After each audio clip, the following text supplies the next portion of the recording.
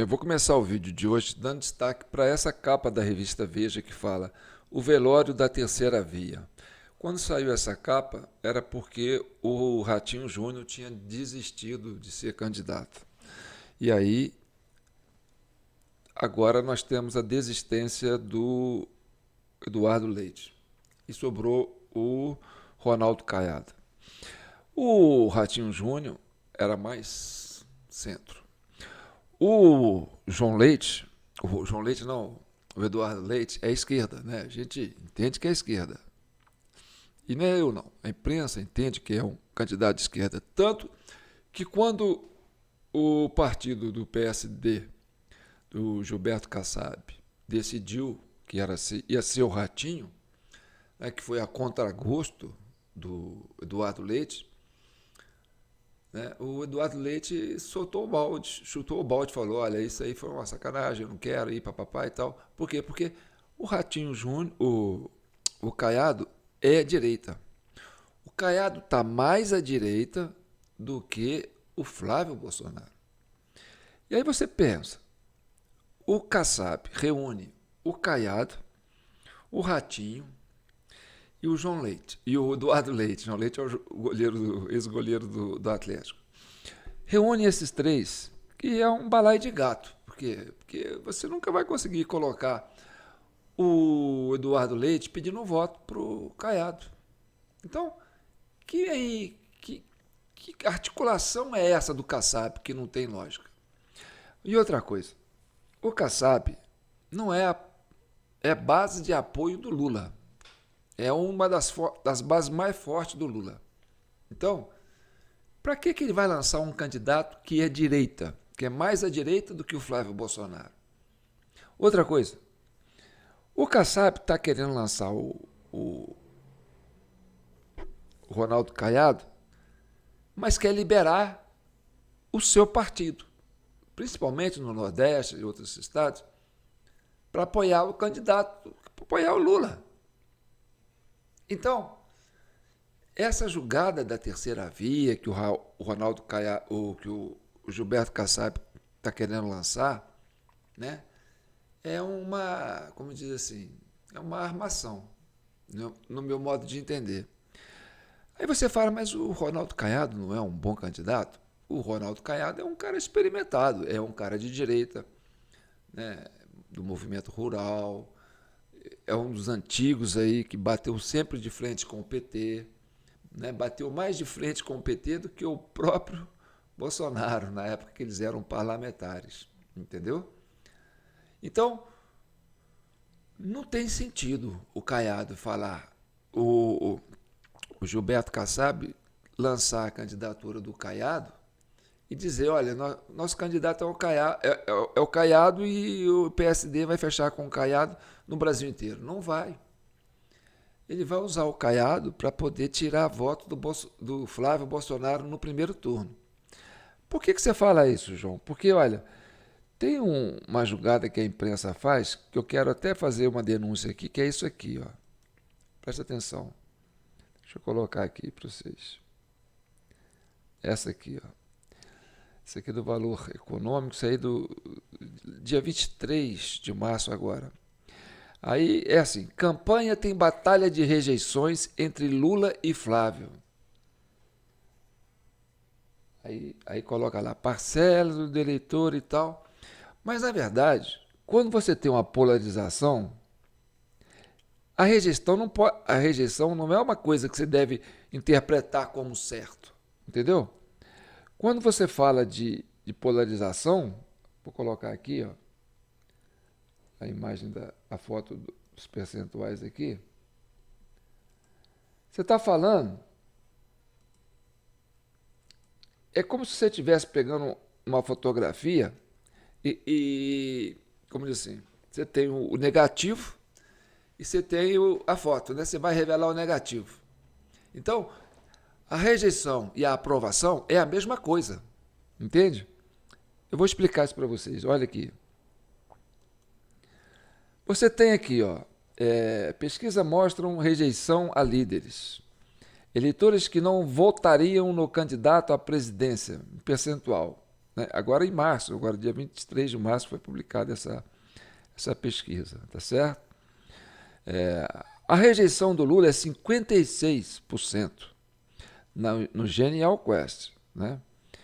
E do Flávio Bolsonaro é de 55%.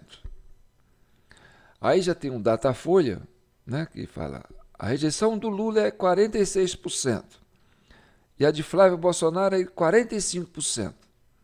Na verdade, eu não vou dizer para vocês que essas rejeições é porque o candidato é negativado, entendeu?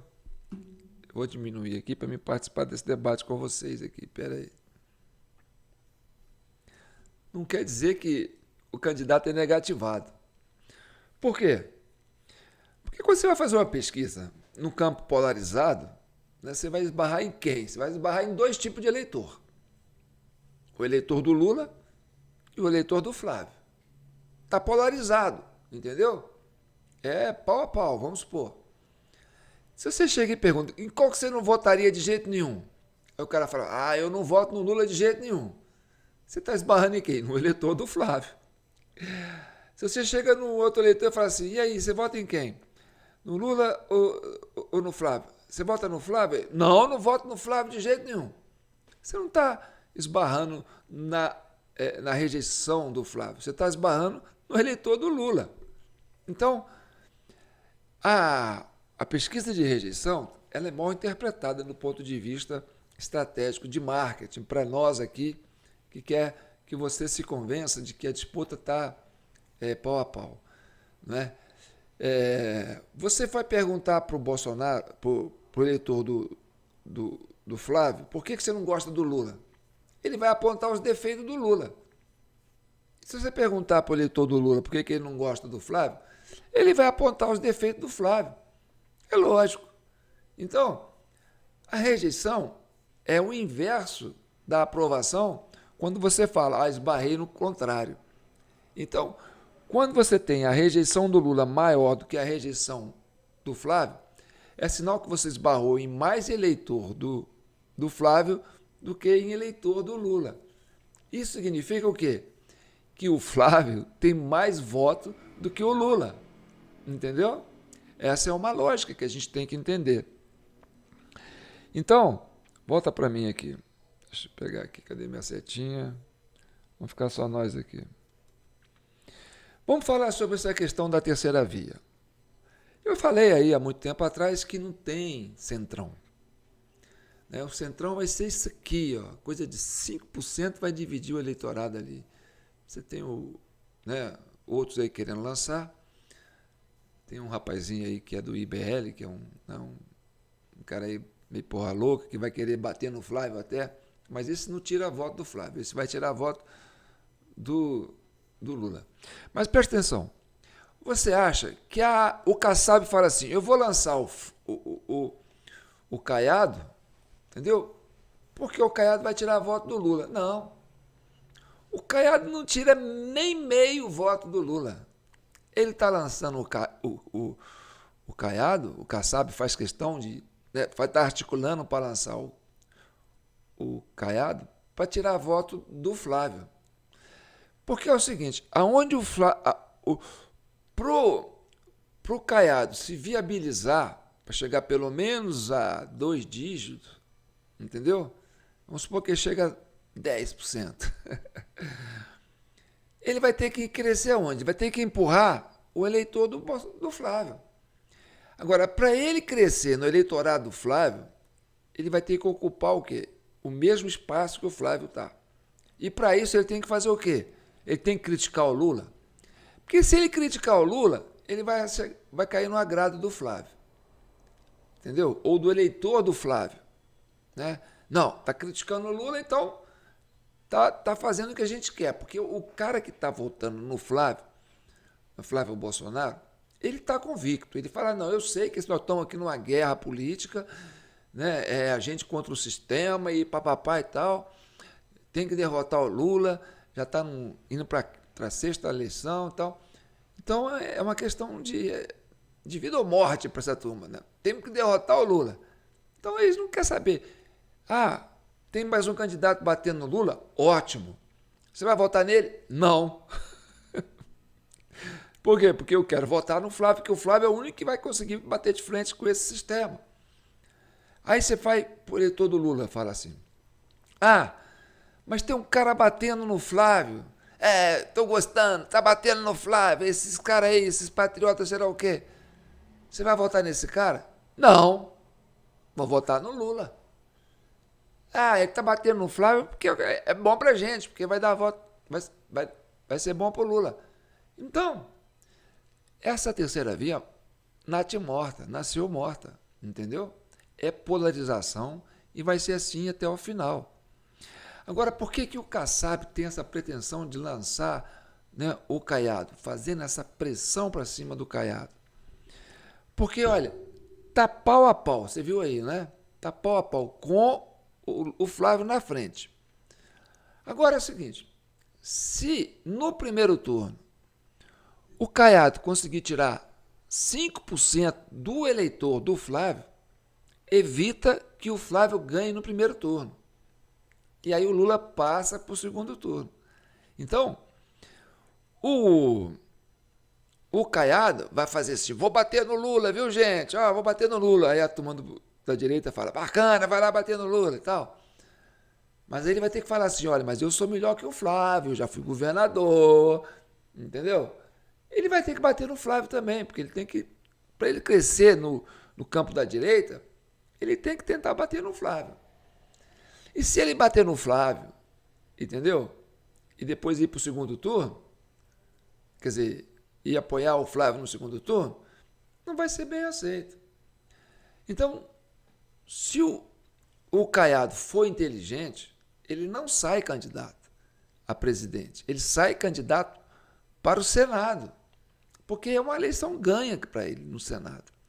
E ele vai ser uma grande estrela da direita no Senado. Provavelmente pode ser até o presidente do Senado. E é o que a direita mais quer. E é isso que o Kassab está morrendo de medo. Assim, o Caiado é um cara experimentado.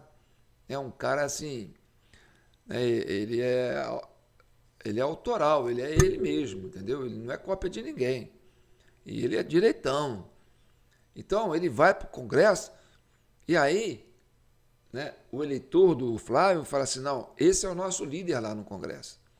Ele é bom, ele é peitudo, ele bate frente, entendeu? Ele fala grosso com essa petralhada toda e tal. Então, o medo do Kassab é que o Caiado saia para Senado. Porque o Caiado, o Kassab está de olho no Senado, que ele quer salvar a pele dos ministros do STF. Entendeu? E aí, ele faz esse jogo do Centrão, entendeu? Até a turma do PT, mas faz maioria com o Centrão e não deixa pegar o pessoal do... né, fazer impeachment de ministros e tal, né? Segura a barra da PGR lá do Gunê e tal. Por quê? Porque precisa do Centrão. E o Kassab está fechadão com essa turma aí, né, do STF. Né? E está fechadão com o PT. Isso aí é ponto facultativo. Então vai ficar muito esquisito o Caiado se prestar a esse papel. Até lá, né? É lá para 20 de julho, né? 20 de julho até agosto começam as convenções. Né? Então nós temos ainda mais de 60 dias para decidir, né, se o Caiado decola ou não decola, ou se ele vai ficar só nessa aí de virar pavão aí para fazer papel de bobo. Né? E aí, eu vou dizer para você por que tem essa questão do Caiado ser importante pro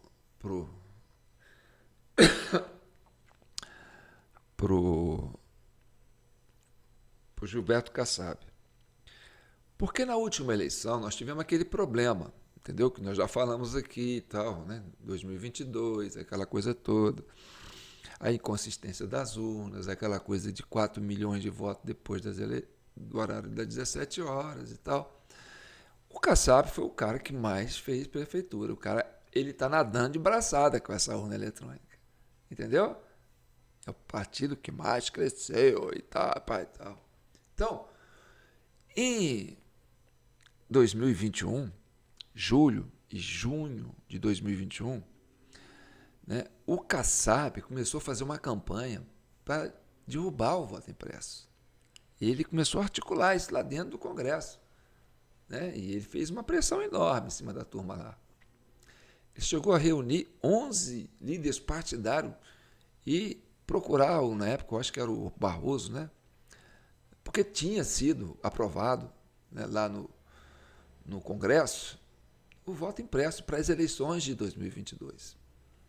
Aí a Dilma vetou, depois, né, o Congresso derrubou o veto, e ficou aquele negócio, vai, não vai, vai, não vai, o STF tentando barrar, aquela coisa toda.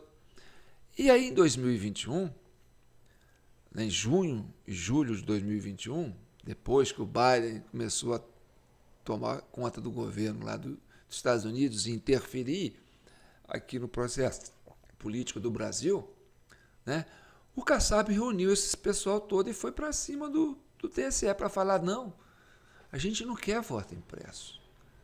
Entendeu? Eu vou até ler aqui a pesquisa que eu fiz aqui, ó. É o seguinte, julho de 2021, Kassab afirmou em entrevista que a proposta de impressão do voto era uma armação para questionar a eleição de 2022. Aí ele fez um manifesto de partidos. Em 28 de junho de 2021, Kassab liderou um grupo de presidentes de 11 partidos que assinaram um manifesto conjunto contra a implementação do voto impresso, defendendo a segurança das urnas eletrônicas. E em julho de 2021, ele reforçou sua opinião em entrevistas a veículos como CNN Brasil e UOL, classificando a ideia como um convite ao tumulto. Em agosto de 2021, após a rejeição da PEC do voto impresso na Câmara dos Deputados, graças à mobilização dele, Kassab declarou à Jovem Pan que a questão estava sepultada. Portanto, a atuação de Kassab no campo político, né, partidário, foi fundamental para impedir a impressão do voto. Se hoje nós não temos voto impresso, deve-se isso a Gilberto Kassab. Falo isso com a boca cheia, entendeu? Então, a consulta formal ao TSE que ele fez foi para impedir a impressão, é o que fala aqui, né? Já que essa era uma competência do Poder Legislativo e, posteriormente, o TSE, que já havia declarado o voto impresso inconstitucional em 2018, entrou na onda e pegou carona na armação do Kassab, entendeu? Na jogada do Kassab. Então, o Lula tem mania de falar assim, né? Ah, eu perdi 3 eleições. Aí eu ia para casa, chorava lá em casa, não ficava reclamando do resultado, não. Aí depois eu ganhei 3 eleições. Então vamos falar uma coisa bem sincera aqui. O Lula perdeu 3 eleições, com certeza, né? E perdeu bem perdido. Não foi perdeu assim, pau a pau, não. Perdeu bem perdido.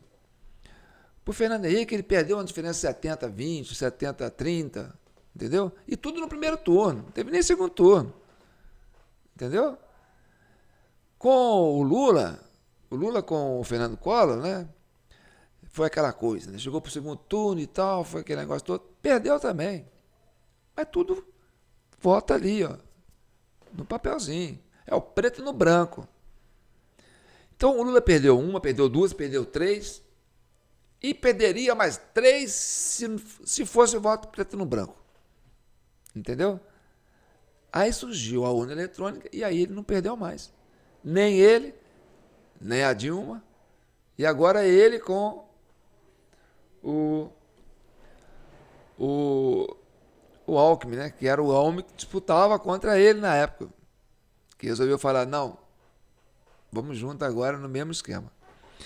Então, a gente tem essa visão de Brasil que, por exemplo, quando eu falo esse assunto aqui,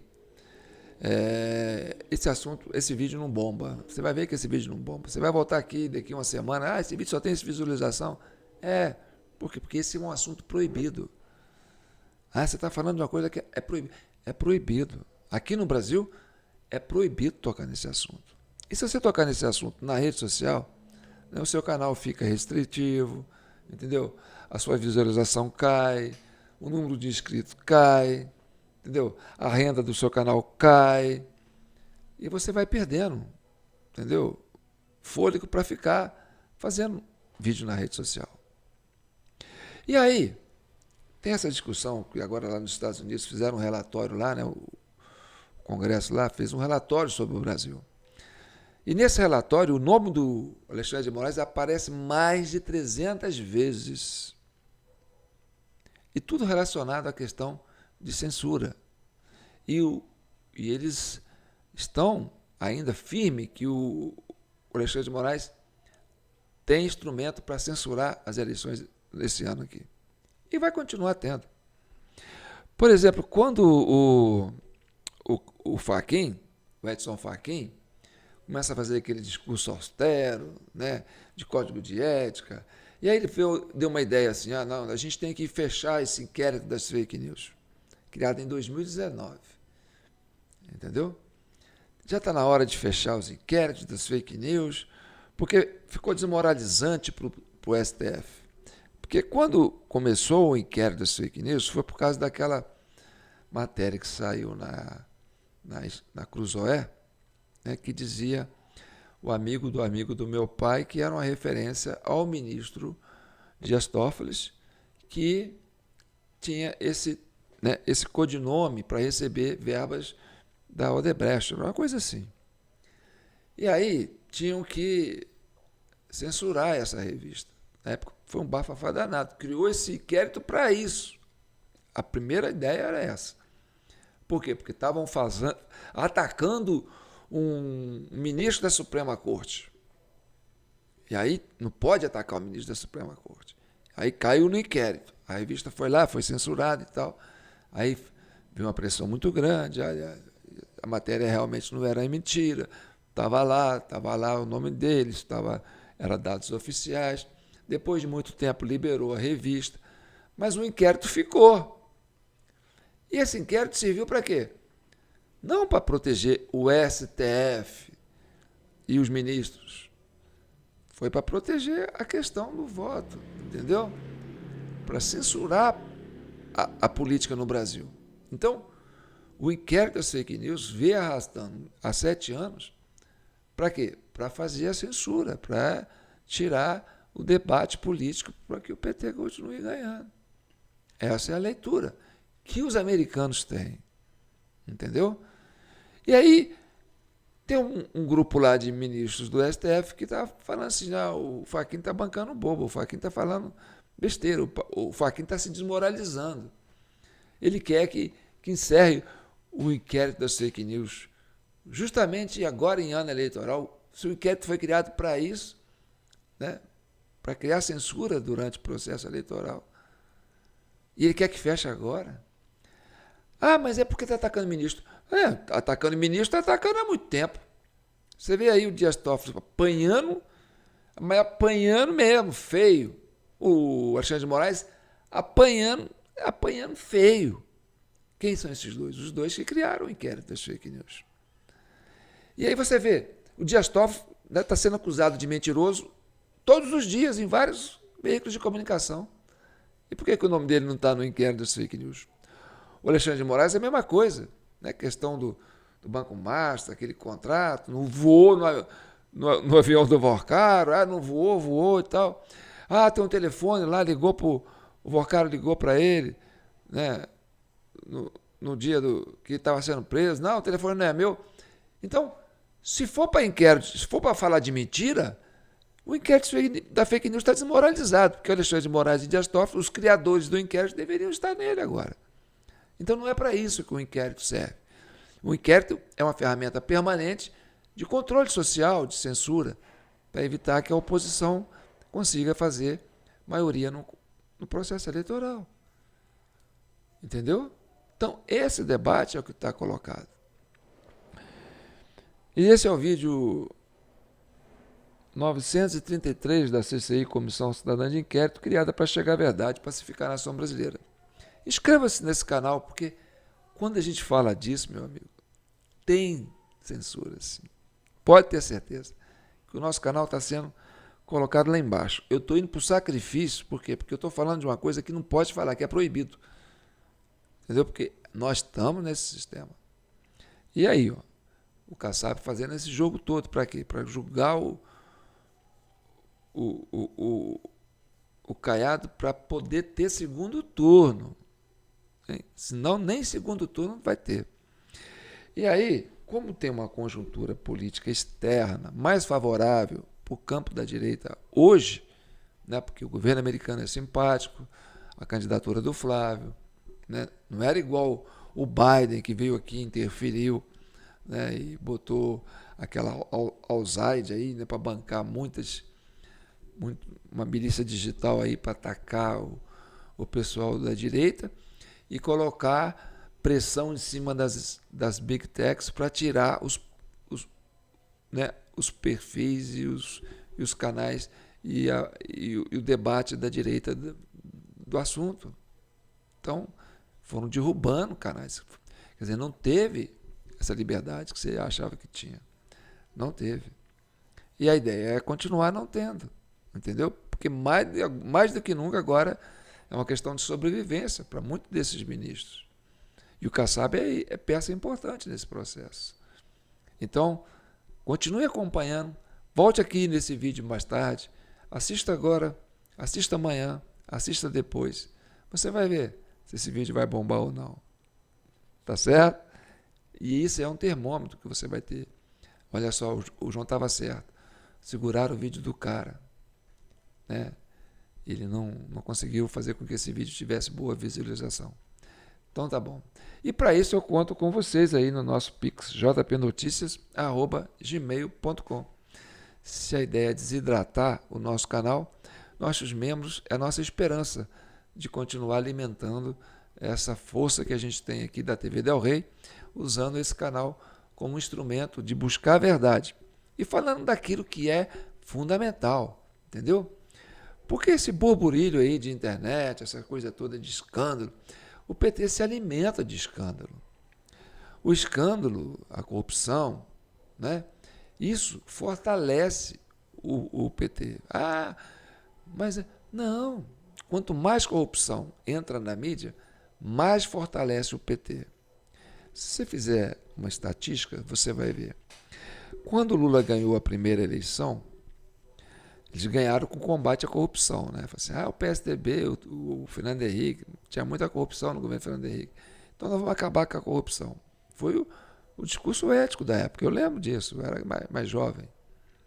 Aí, no primeiro mandato do Lula, a corrupção começou a crescer e aí estourou aquele mensalão que o Roberto Jefferson denunciou, que era a compra de parlamentares para fazer base de apoio no Congresso. E aí, o pessoal falou, não, o PT é corrupto, vamos tirar o PT. O que aconteceu? O Lula foi e ganhou de novo. Quer dizer, o debate do mensalão, corrupção do mensalão, CPI do mensalão, aquela coisa toda, fez o Lula ficar mais forte. E ele ganhou a segunda eleição. Depois ele concorreu com a Dilma. Aí você já tinha o Petrolão, né? Você tinha o escândalo do orçamento, os anões do orçamento, você tinha um monte de coisa. Já tinha o mensalão, entrou o Petrolão, falou assim, agora a gente derruba a Dilma. Que nada. Ganhou. Aí vem o escândalo da Lava Jato, o Odebrecht, e papapá. E foi para tudo em cima, pá e tal. Resultado? A Dilma se reelegeu. E aí, veio o Bolsonaro e fez uma campanha porque o Lula estava preso na época. E aí, o eleitorado dele se perdeu. E aí, o Bolsonaro ganhou. Ganhou porque a turma quer correr da corrupção. E aí, não deu tempo, né, de armar. Então, agora, nesse mês agora, nessa campanha agora, quer dizer, nesse mandato do Lula, você já teve o mensalão, você já teve o Petrolão, você já teve, né, a questão das empreiteiras, né? E aí agora tem o INSS, tem o Banco Master. Quer dizer, só está turbinando mais. Quanto mais corrupção, mais o Lula, mais o PT se fortalece. Porque é aí que vem a força do PT. Entendeu? Então eles vêm com tudo para cima, porque é aí que eles acham que ganham. E o Flávio, por que eles não estão batendo no Flávio agora? Porque o Flávio, apesar de ser filho do Bolsonaro, ainda é um jovem, uma pessoa até simpática e moderada, entendeu? Que não dá para associar muito aquele estigma que eles fizeram para associar ao pai. Então, o Flávio não é tão conhecido. E ao começarem a bater no Flávio agora, antes do Flávio bater o martelo, ó, passamos na convenção, não sou candidato, entendeu? Vai chamar atenção para quem? Olhem aqui, o candidato da direita é o Flávio. Quem que é o Flávio? É o filho do Bolsonaro. Ah, daquele Bolsonaro? É. Não, mas ele não é igual ao Bolsonaro, não. Ele é gente boa. Então, por que eles não estão batendo no Flávio? É porque o Flávio não tem recall. É recall que fala, né? Não tem campanha nacional ainda. Ele não é conhecido muito no Nordeste. E a ideia é fazer com que ele não seja conhecido. Por isso que estão segurando. Não, vamos deixar para bater no Flávio, a hora que bater o martelo, que falar que ele é candidato. Aí nós vamos ligar, né, a nossa máquina de destruir, de moer reputação. Aí vamos para cima dele. Porque a nossa reputação, a gente já sabe que é zero.